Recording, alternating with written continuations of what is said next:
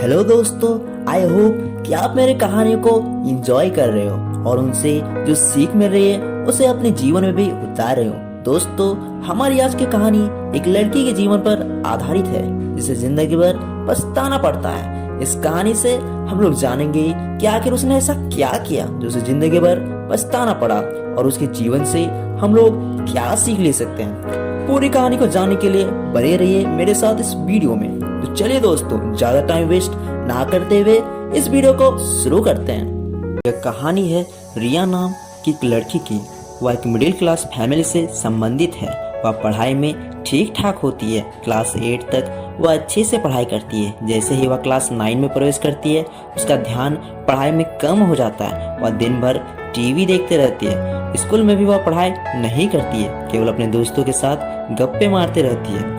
उसके school teacher और tuition teacher उसे बार बार समझाते हैं कि बेटा पढ़ाई में थोड़ा ध्यान दो, इस तरह अपना टाइम वेस्ट मत करो वरना तुम्हें बाद में पछताना पड़ेगा। पर वह उनके बातों पर कोई ध्यान नहीं देती है।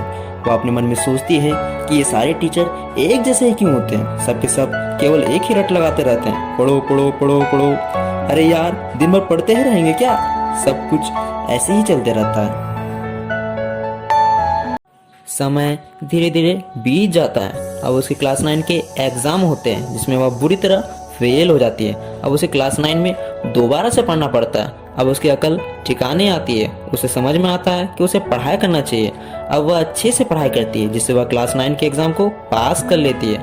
इसके बाद वह क्लास 10 का एग्जाम देती है। उसमें भी वह अच्छे मार्क्स से पास हो जाती है। इसी तरह से उसकी आगे की पढ़ाई ठीक ठाक चलते रहती है। वेट वेट वेट, वीडियो को स्किप बिल्कुल मत कीजिएगा, अभी कहानी कंप्लीट नहीं हुई। कहानी में ट्विस्ट बाकी है मेरे दोस्तों। चलिए कहानी पर आते हैं।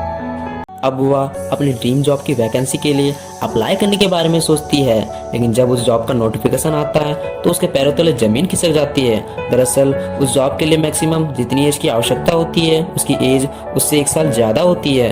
इस प्रकार वह उस जॉब के लिए अयोग्य हो जाती है।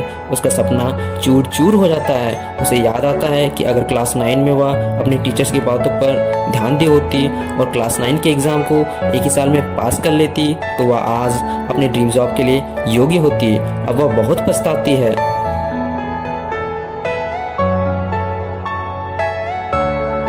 दोस्तों, यही थी आज की कहानी। इस कहानी के माध्यम से हमें यह सीख मिलती है कि अगर हमारे टीचर्स या बड़े हमें कुछ सलाह दे या हमें कुछ समझाए तो हमें उनकी बातों को नज़रअंदाज नहीं करना चाहिए, बल्कि उनकी बातों को बड़े गौर से सुनना चाहिए और उन पर अच्छे से विचार करना चाहिए, क्योंकि वे हमें जो भी सलाह देते हैं या जो कुछ भी कहते हैं वो सब हमारी भलाई के लिए होता है।